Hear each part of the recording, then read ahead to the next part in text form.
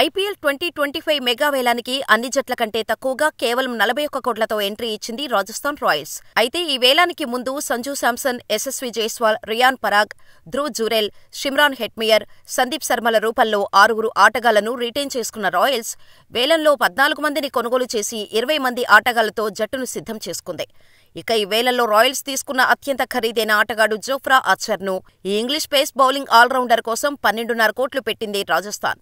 అలాగే శ్రీలంక స్పిన్ ద్వయం వరిందు హసరంగా, మహేష్ తీక్షణలను తక్కువ ధరకే సొంతం చేసుకున్న ఆర్ఆర్ నితీష్ రాణా, తుషార్ దేశ్పాండే, ఆకాష్ మధ్వల్ వంటి ప్లేయర్స్తో సహా 13 ఏళ్ల వైభవ్ సూర్యవంశీని జట్టులోకి తీసుకుంది. అయితే గత 3 సీజన్లుగా అద్భుత ప్రదర్శన చేస్తున్న రాజస్థాన్ యొక్క ఐపీఎల్ 2025 బెస్ట్ ప్లేయింగ్ 11ను ఓసారి పరిశీలిస్తే Sanju Samson, Yashasvi Jaiswal, Nitish Rana, Riyan Parag, Dhruv Jurel, Shimron Hetmyer, Sandeep Sharma, Jofra Archer, Maheesh Theekshana, Wanindu హసరంగాతో పాటుగా ఆకాష్ మధ్వల్ లేదా తుషార్ దేశ్పాండేలలో ఎవరో ఒకరిని ఆడించే ఛాన్స్ ఉంది.